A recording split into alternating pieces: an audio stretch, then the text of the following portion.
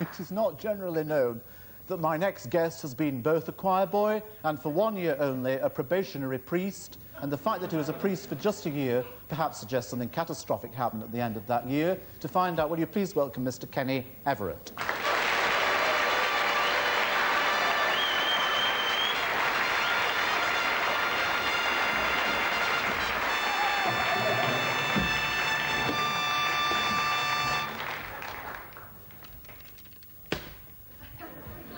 Darling! To marry me once on the air, on the wireless. I said, Penny, marry me, darling. I didn't And she hear didn't! I didn't hear you. You married a policeman, I you know. rotter. Have you put enough money in the meter? Hello. No, they've taken the meter away. Hello, Russell. Hello. Tell us a bit to begin with, before one becomes more ruffled than rustled. What your... get yourself an eating cider. What your life was like as a choir boy, and if you can, and as a probationary priest. It was quite good. It was good training being a priest because we used to sing in the choir a lot, like them persons. And it was good training for doing radio jingles because you learn all the harmonies, you know? Yeah. But it's very sparse. I only did a year of it. It was very sparse eating-wise. What kind of faith did you adhere to at this time? That doesn't follow on from eating. You must rehearse, Russell. Faith what? Faith what? Brown? I mean, was it Roman Catholic or was it... Oh, it was very Roman Catholic. Mother was a Catholic. She went for Catholic because of heaven. Because they, you know, when you die, if you're a Catholic, you go straight to heaven. And she told me that was great, because it's all fluffy and pink in heaven. I interrupted your eating.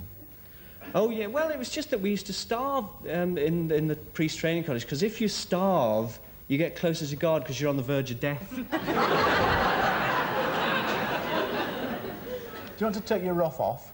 Oh, no, it looks terrible without the ruffle. Oh, I'm right. getting quite attached to this. And how long did you... What, in fact, pushed you out at the end of the year? Or who? Oh, the priests. They thought I wouldn't make a good priest. I don't know why, do you? I know all the words. In omni partes filius spiritus sancti, amen. Et in tribus altare Dei.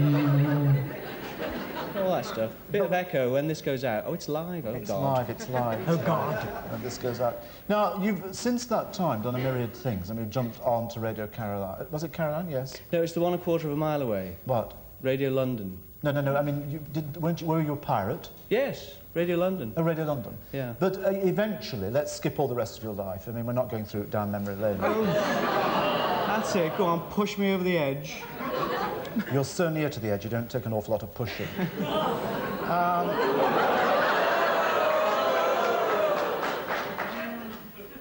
You ended up then interviewing the Beatles, of all people. Did I? Yes, I did, actually. But the Jelly Baby Company, because this is the story. It might take a while. And then we don't want to hear you.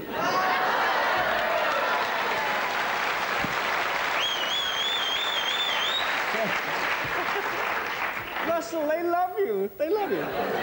Anyway, somebody threw a Jelly Baby at Ringo Starr.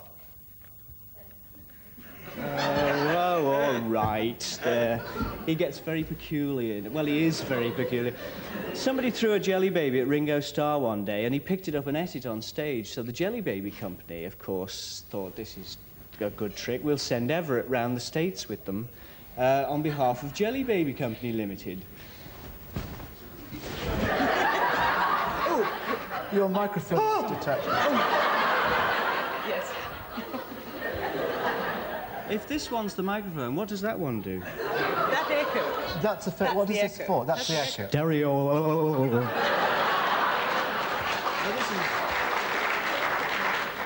No, anyway, I went round the States and I tried to interview the Beatles, but they were so sophisticated and I was so green and Liverpudlian that I used to... the same question every day. What are your plans for the future, John? And John, of course, being a... You know, he didn't have much time for people who didn't know as much as he did. God bless his soul. He said, you're not a very good interviewer, are you, Ken? So I used to run over to Paul, who was a very sweetheart and still is, and I said, oh, Paul, help, I've got to fill half an hour of interview. And he'd say, come into the bathroom. And he'd say, ask any question and I'll just go on for half an hour. I said, what are your plans for the future? And he burbled on for half an hour, God bless him. So you're not... Look,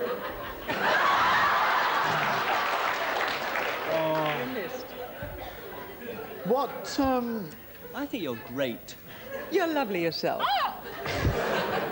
you're not a good interviewer, but you do a marvellous thing on Saturday mornings, which is you promote quite regularly on a Saturday morning now. Is it Radio 1 or 2 or both? Do they combine? I forget. Your beard's frightfully wet at the moment, Ken. I don't know, they all mix up together. Radio's 1 to 9 inclusive. I think it's 2. You play regularly on a Saturday morning this marvellous piece of tape, which if we could take time out just to listen to, which is a woman. You tell us. Well, it's about 1950, and the BBC sent this woman to Tunbridge Wells to interview one of the locals. And now the BBC use it as how not to interview somebody. It's the world's worst interview. Listen to this. What's the nicest thing about Tunbridge Wells? What? What's the nicest thing about Tunbridge Wells? I don't know. Don't you know anything nice about it? No. Nothing at all. No, I know nothing about Tunbridge Wells. But it must be a healthy place. It must be a healthy place. Oh, it's a healthy place because you go back to the 15th and 16th century, can't you? Yes. And Perhaps you don't know that. Oh, yes, I knew that. But anyway, it must be healthy for you to be looking so wonderful at this age. Well, why shouldn't I look wonderful? Well, that, of course, comes from the inner spirit, I know. That comes from the inner spirit. From your own spirit. Yes, it is. I don't know what you want me to say, but I can say what it please you, I will. My heart in a kind of way bleeds for it, because Yeah. there must be a lot of... I mean, you do get caught with some people. Are you ever embarrassed by interviewers, Penelope? Because you are frequently interviewed. Well, no, I try to keep talking. You do? Hence the reason I've stopped now, Russell. Yes, I noticed it. No. I don't think I am. No, I think if there was ever an embarrassing question or something, I would answer monosyllabically. Yeah. I don't think normally. But you're One never carries bored. on. Do you try to tell each one a new thing? Or do you, Yes, except it's awfully difficult when they ask the same questions. I know it is, which they do. Like it. Like, Right. what are your plans for the future? Actually, they're very kind in England, interviewers. You and Peaki, very kind and sweet. But in America, it's, what are the size of your particles? It's all personal. Do you know what I mean? You do American talk shows, do you? Or have? I've done one, yes. Do they know who you are there? Yeah, I'm on NBC. Doing what? 3 o'clock in the morning. In the IBA's annual reports and accounts, 1978-79, Her Majesty's Stationery Office, £1.50, it says the Kenny Everett video shows, when you were on the other side, reveals a considerable split amongst viewers. Young people, especially teenagers to whom it is particularly addressed, seem to revel in it. An older generation seems to find some of it objectionable. Now, do you deliberately set out... This is one of the dumb questions. Yes, it is. Dumb questions, isn't it? What are your plans for the future? Oh, we got lots of different things in the new show because Hot Gossip, Who are here next week? who are here next week, Right. exposing their particles, we introduced them onto the scene, and a lot of people got very upset because they'd never seen particles on television before. It's, why not? I mean, you see it at home. Absolutely. I mean, You may do. I mean, we don't get out. Penelope and I don't get out much, so we don't see when you're a much. sweet old-fashioned thing. I know. Listen, one of the things you do is actually to use a lot of props in your video thing, and you brought a prop with you tonight. Oh, it's the old helium trick. Shall you prop off? Yes. Won't be a move. He's going to prop off. He's What's going the old helium trick? Well,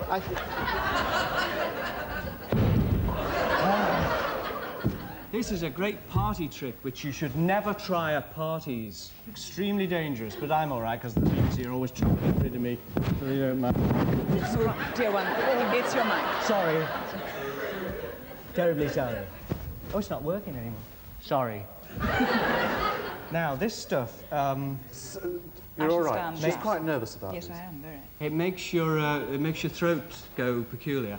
And makes you talk funny like this.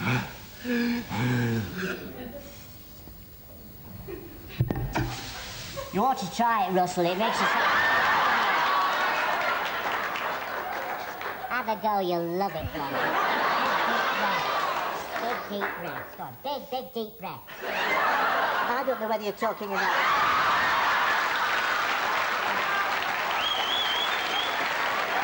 Am I talking in a bit of voice now? No. No more. Darling, you'll shrivel your vocal cords forever. No more. No more, Russell. She's got something to do with it. No, don't do any more. He never sounded better in his life. Don't do any more. No, don't do any more. Turn it off, turn it off. Now, honestly, it's quite a serious moment. On no account must anybody go out and try that. They must not try that because it's funny and daft. Naughty poos. Actually, talking of naughty poos, can we go on to the video cassette? I think we actually have to. I think we're about to have to close the programme. Oh, can I tell a joke? It's on my new cassette, folks. It's available over the counter or under it. And it goes like this. The boy stood in the chip shop, eating red-hot scallops. One fell down his trousers and scalded him on the ankle.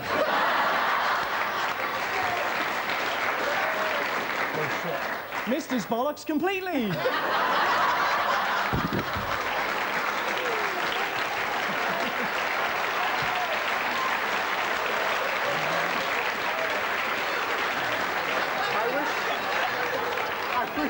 I wish to draw a veil over tonight.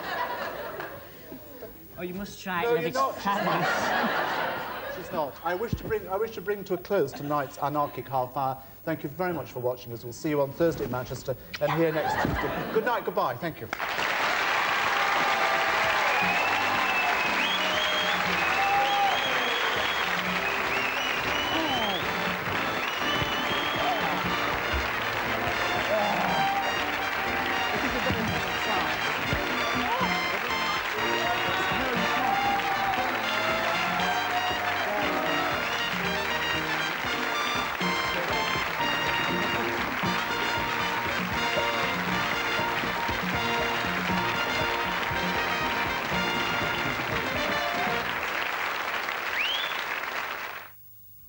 Well, as he said, Russell Harty is back later in the week with the writers of the comedy series Heidi High, David Croft and Jimmy Perry, and two of its stars, Ruth Maddock and Paul Shane. That's on Thursday night at 8:30.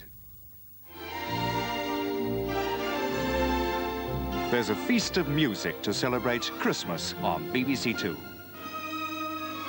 Dame Margot Fontaine introduces the London Festival Ballet in Elgar's The Sanguine Fan and Graduation Ball with music by Johann Strauss.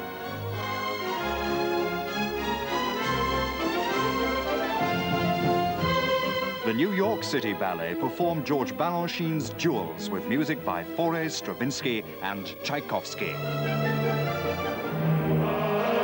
And the Royal Opera presents Samson et Dalila by Saint-Saëns.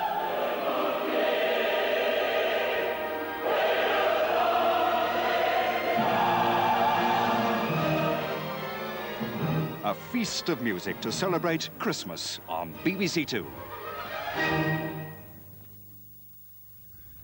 Over on BBC One now, there's the 9 o'clock news, then in 25 minutes, Play for Today.